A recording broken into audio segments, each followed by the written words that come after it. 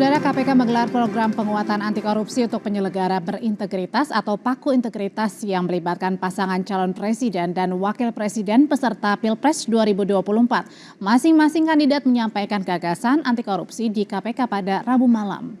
Menurut Ketua Sementara KPK, Nawawi Pumulango, PAKU Integritas bukan debat atau adu program. Lewat PAKU Integritas, KPK akan menyampaikan persoalan dan hambatan dalam penanganan kasus korupsi. Program PAKU Integritas telah dijalankan KPK sejak tahun 2021 dan kegiatan ini bertujuan menguatkan komitmen para pejabat untuk tidak korupsi.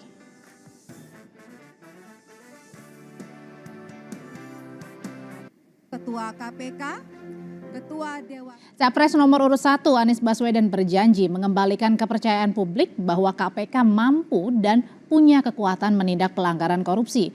Dari sisi pemberantasan korupsi, Anies meyakini koruptor harus dimiskinkan untuk memberi efek jera.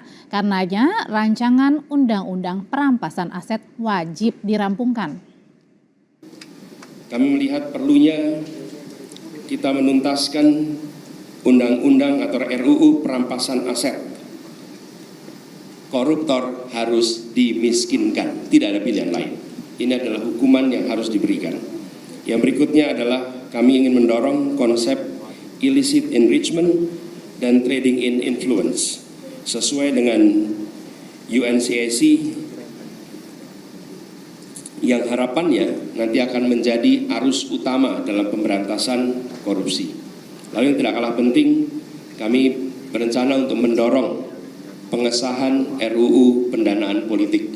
Karena salah satu problem utama adalah justru karena proses politik pelibatan, baik itu kegiatan partai politik, kegiatan kampanye yang tidak memberikan ruang yang cukup untuk pendanaan dari negara dan publik menjadi salah satu sumber korupsi yang terjadi di Republik ini.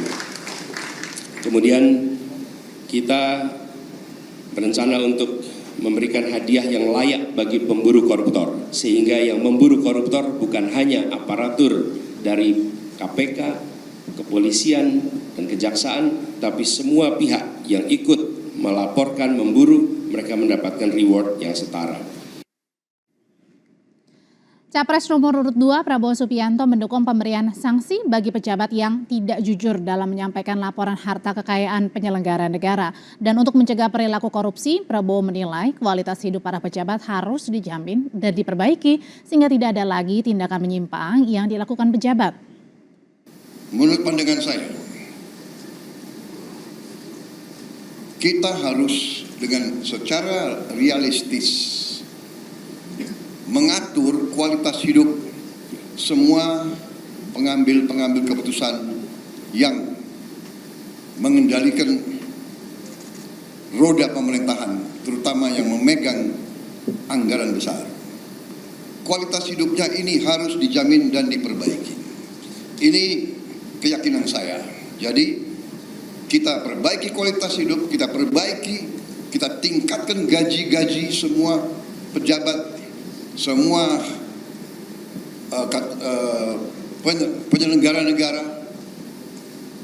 Kita mampu, saya sudah hitung dengan tim pakar saya, Indonesia negara kaya bukan negara miskin. Kita tegakkan semua undang-undang yang perlu ditegakkan. Bila perlu pembuktian terbalik, tidak perlu kita tunggu delik pengaduan, tetapi seorang pejabat yang mau menjabat jabatan penting harus transparan, harus bisa dilihat. Karena itu saya sangat dukung LHKPN untuk ditegakkan dan diberi sanksi manakala LHKPN itu tidak jujur. Semua kekayaan harus dilaporkan. Adapun menurut Capres nomor urut 3 Ganjar Pranowo, digitalisasi keuangan bisa mencegah praktik korupsi. Ganjar mendorong regulasi yang mempunyai efek jera agar tidak terjadi konflik kepentingan atau memiskinkan koruptor dan menempatkannya di Pulau Nusa Kambangan bisa jadi opsi solusi terbaik. Inilah beberapa cara mencegah menurut kami. Yang pertama, digitalisasi sistem keuangan, dan dengan cara digitalisasi sebenarnya penghematan bisa dilakukan. Transaksi tunai itu sulit untuk dilacak, maka mesti ada pembatasan. Kalau tidak salah yang 100 juta itu mesti jadi komitmen. E-budgeting, e-planning untuk transparansi dalam birokrasi menjadi sebuah kewajiban. Dan tentu saja transparansi anggaran, transaksi yang jelas asal-usulnya, serta anggaran yang benar-benar harus sampai pelaksana mesti dikontrol dari pemimpin tertinggi. Maka penguatan kelembagaan bisa dilakukan dengan, kalau tadi disampaikan Pak Gufron, koordinasi di antara kelembagaan yang ada dari APH. Kewenangan penuh untuk investigasi yang mengembalikan independensi KPK. Dan ketika KPK independen, maka menjaga independensi dan integritas oleh aparatur di KPK itu penting. Tidak untuk bisa diintervensi oleh siapapun. Bapak Ibu, regulasi yang punya efek jerak ini betul-betul mesti didorong agar konflik kepentingan bisa kita jaga untuk tidak terjadi adanya konflik itu. Dan tentu saja menegakkan kode etik, lalu mengawasi kekayaan yang tidak sesuai dengan profil tadi di LHKPN, dan meminimalisasi rangkap jabatan. Dan lalu kalau itu tidak terjadi, parent efeknya adalah kemiskinan korupsi. Saya kira Nusa Kambangan tempat terbaik untuk itu. Lalu bagaimana menilai janji para capres-cawapres dalam memberantas korupsi? Kita bahas bersama Guru Besar Ilmu Hukum Universitas Jenderal Sudirman, Hipnu Nugroho, dan peneliti Pusat Kajian Anti Korupsi UGM, Zainur Rohman. Selamat malam Bapak-Bapak semuanya, sehat-sehat ya? Selamat malam Mbak Udi. Selamat malam. Saya mau ke Ibnu dan Pak Audrey. Selamat malam, saya mau ke Mas Zainur dulu. Mas Zainur, ini yang paling kompak pasangan 01 dan juga 03, kompak nih ya, bilang bahwa akan janji memiskinkan koruptor kalau salah satunya ini menjadi presiden begitu. Mungkin nggak sih pertanyaannya? Iya, itu janji yang menurut saya baik ya. Tinggal pertanyaannya bagaimana cara mewujudkannya. Bahkan menurut saya sebenarnya nggak usah janji nanti-nanti. Sekarang pun seharusnya partai-partai pendukungnya dapat menunjukkan itikat baik untuk memenuhi janji itu dengan cara apa? Segera membahas pembahasan rancangan undang-undang perampasan aset kejahatan di DPR RI. Nah, ini kan semua capres-capres ini kan ada partai pendukungnya. Bahkan ada 2 di antaranya adalah ketua umum partai. Kenapa harus nunggu Pilpres nanti gitu kan? Itu yang pertama. Yang kedua adalah memang dari substansi hukum ada beberapa rancangan peraturan perundang-undangan yang sangat urgent. RUU perampasan aset, RUU pembatasan transaksi uang kartal, mengembalikan independensi KPK dengan merevisi kembali undang-undang KPK, juga mengkriminalisasi illicit enrichment, trading in influence, dan yang terakhir adalah agar LHKPN itu bisa punya sanksi mulai dari administrasi sampai ke pidana, yaitu dengan merevisi kembali Undang-Undang 2899 tentang penyelenggaraan negara yang bersih dari KKN. Tapi kan kita tidak dengar ya penjelasan para capres-cawapres ini di KPK, bagaimana sih caranya gitu ya? Kan caranya harus meyakinkan DPR. DPR itu siapa? Terdiri dari fraksi-fraksi, yaitu partai-partai pendukung mereka sendiri. Jadi ini kan semacam perang melawan diri sendiri gitu ya. Itu yang kita tidak dengar dari mereka, Mbak Audrey. Oke, jadi niatnya sudah baik, semuanya tinggal sebenarnya nanti aplikasinya gimana kalau salah satu ini terpilih ya, dan jangan mulai aja dari sekarang dulu gitu ya Mas Zainur ya. Betul. Ya, RUU perampasan aset kan sudah masuk di DPR, sudah dikirim surprise-nya oleh Presiden. Sekarang bola ada di tangan DPR. Kenapa nggak bahas sekarang? Misalnya ini ada 2 ketua umum partai ya, ketua umum PKB dan ketua umum Gerindra. Kenapa 2 partai ini nggak tunjukkan kepada rakyat bahwa kami sangat serius memberantas korupsi. Kami akan dukung segera pengesahan RUU perampasan aset. Nah, tetapi jangan seperti draft yang sekarang. Saya baca draft sekarang itu memang hanya digunakan untuk kondisi tertentu, yaitu dalam hal seorang tersangka itu absen, meninggal dunia, melarikan diri, tidak diketahui keberadaannya. Harus diberlakukan untuk semua jenis kejahatan korupsi, bukan hanya sekedar yang absen. Jadi itu sekali lagi, Mbak, spiritnya adalah tunjukkan komitmen dalam aksi yang nyata, bukan dalam bentuk janji-janji. Oke, berbicara tentang komitmen aksi nyata pemberantasan korupsi, ini kan baru pertama kali diadakan ya pada saat Pilpres 2024 ini ya Prof ya. Kira-kira kenapa sih Prof baru diadakannya sekarang? Ada urgensi apa ini? Ya, urgensinya pertama Mbak, tadi kita evaluasi dulu juga. Terminologi fakta integritas. Fakta integritas itu sebenarnya janji pada diri sendiri, komitmen pada diri sendiri. Betul Pak Zainur, untuk melakukan tindakan sesuai perundang-undangan, menghindarkan dari perbuatan tercela. diri sendiri, Pak. Nah, sekarang pertanyaannya, sekarang itu sudah ada fakta-fakta integritas. Fakta-fakta integritas, ada zona integritas, ada wilayah bebas dari korupsi, WB dan sebagainya. Itu seluruh kementerian ada, Mbak. Nah, pertanyaannya, kenapa indeks korupsi sampai sekarang itu anjlok? Kenapa pada departemen-departemen masih ada korupsi? Disinilah saya kira KPK mengundang calon-calon presiden, wakil presiden untuk mengingatkan kembali, mereformasi kembali. Apakah ada yang salah? Artinya Tadi saat ini betul. bisa dibilang paling genting begitu karena banyak contohnya menteri yang terjerat korupsi. Iya betul. Berapa menteri yang kena? Berapa gubernur yang kena? Berapa tokoh-tokoh partai yang kena? Hampir semua lini, Mbak. Jadi kalau kita lihat janji Pak Jokowi terhadap konsep revolusi mental, ini kayaknya gagal. Nah, disinilah saya kira capres-capres yang sekarang akan dipilih ini mengingatkan kembali, membuat janji kembali pada diri sendiri. Berani atau tidak? Karena dalam hal seperti ini, Mbak, sebetulnya dari segi peraturan cukuplah. Memang ada yang kurang. Misalkan, contoh, dulu undang-undang korupsi. Sekarang itu enak sekali, Mbak, undang-undang korupsi, Mbak. Ketika tidak mampu membayar uang pengganti, disubsidiarkan dengan pidana kurungan. Hasil penelitian kami, beberapa terpidana korupsi lebih baik menjalani pidana. Daripada apa? bayar ya. Nah iya, konsep pemiskinan nggak jalan. Oke, Itu artinya bisa dibilang tetap punya uang nih ya, asal ya lama aja 3 sampai 6 bulan lah nggak masalah gitu ya Prof ya. Masih tajir Mbak Odi kan gitu kan. Oke. Oke, nah salah satunya sebenarnya berbicara soal yang sudah banyak terkena kasus korupsi, Prof dan juga Mas Zainur dulu deh.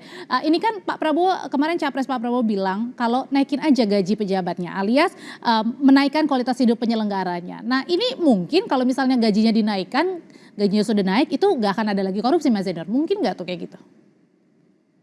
Ya, pertama saya pro kesejahteraan penyelenggara negara. Tapi harus diingat ya, tawaran obat harus sesuai dengan penyakitnya. Apakah benar korupsi yang terjadi di Indonesia itu mayoritas disebabkan oleh gaji yang kecil? Saya jawab tidak. Atau kalau mau anekdotal, kita lihat misalnya Rafael Alun sekarang sedang disidang. Atau misalnya Hakim Agung, take home pay-nya lebih dari 200 juta. Apa itu kurang gaji? Enggak kan? Jadi kalau corruption by need, korupsi karena kebutuhan dilakukan oleh pegawai-pegawai tingkat bawah, itu cocok untuk dinaikkan gajinya. Solusinya adalah gaji yang dinaikkan. Tetapi kalau corruption by greed, korupsi yang dilakukan oleh pejabat-pejabat tinggi bukan gaji. Mau digaji berapapun mereka akan tetap serakah. Kenapa mereka korupsi? Karena tidak ada sistem yang memastikan ketika mereka melakukan perbuatan korupsi, mereka akan menerima konsekuensinya. Lemahnya pengawasan, lemahnya akuntabilitas, rendahnya transparansi. Kan ada laporan harta kekayaan Mas Zainur. Ya, kalau LHKPN sampai sekarang kan memang penyebabnya adalah tidak ada sanksi yang tegas. Kalau lapor, isinya nggak benar, nggak ada sanksinya. Kalau tidak lapor pun tidak ada sanksinya. Jadi sekali lagi, bahwa tawaran untuk menaikkan gaji itu tidak cocok untuk yang sudah tinggi gajinya. Saya setuju kalau memang semua mau dinaikkan gajinya, tetapi itu tidak akan pernah menyelesaikan perkara korupsi. Harus sistematis ya, dibarengi dengan itu tadi. LHKPN-nya disertai dengan sanksi sehingga dapat menjadi baseline ketika ada illicit enrichment dan unexplained wealth. Yang kedua adalah adanya undang-undang perampasan aset, sehingga dengan nanti metode pembuktian terbalik, penyelenggara negara yang hartanya tidak wajar, tidak dapat dijelaskan asal-usulnya, harus membuktikan itu berasal dari perolehan yang sah. Kalau gagal, maka dirampas untuk negara. Dan proses pidananya juga dijalankan oleh aparat penegak hukum. Jadi nggak bisa masalah korupsi ini dijawab dengan satu pil ajaib yang disebut dengan menaikkan gaji. Nggak bisa, itu kecuali untuk mereka. Jadi bukan solusinya ya? Kecil, gitu ya. Karena gridnya rakusnya tadi itu ya? Betul. Oke, kalau misalnya dari 03 nih, Prof, ini kan bilang harusnya digitalisasi keuangan. Ini efektif nggak untuk cegah korupsi? Padahal kan kalau di kementerian juga kalau mau pengadaan barang jasa juga semuanya juga sudah e-katalog, tapi tetap aja bocor. Iya, ya tidak jamin. Karena digitalisasi itu kan pada saat pelaksanaan. Sebelum pelaksanaan, ini suatu sistem, Mbak. Suatu sistem pra, sedang, dan sudah. Ini yang terjadi. Oleh karena itu, walaupun sudah ada LPSE, ada e-katalog, itu perencanaan itu dari awal. Makanya kalau kita lihat penyidik KPK melihat suatu kasus korupsi, cek dulu perencanaannya seperti apa, bagaimana harganya. Itu hingga yang terjadi tidak jaminan juga, tapi itu sebagai syarat. Betul, untuk urusan-urusan kecil ya, perkara-perkara kecil ya, tapi perkara besar ada suatu mindset yang besar, kemenangan pada siapa, untuk siapa, dan bagaimana. Kita lihat Mbak, hampir semua kan seperti itu. Temuan PPATK kemarin juga kita lihatnya seperti itu. Nggak ada yang tidak digital, semua digital Mbak. Nah, kalau gitu pertanyaan terakhir untuk Bapak-Bapak ini, gimana untuk mengembalikan juga kepercayaan independensi dari KPK yang juga sudah tergerus ya, sempat tergerus karena Ketua KPK sebelumnya ini terjerat juga dalam dugaan kasus korupsi, Firly Bahuri, Prof. Ya, sifat integritas. Oleh karena itu ke depan, di dalam perjanjian integritas yang pada diri sendiri, coba kita sudah tidak menganut asas praduga tak bersalah, tapi meletakkan budaya malu. Begitu ada dugaan, langsung mundur. Ini saya kira memberikan efek jerah. Jadi kita berkaca pada negara Jepang, Korea.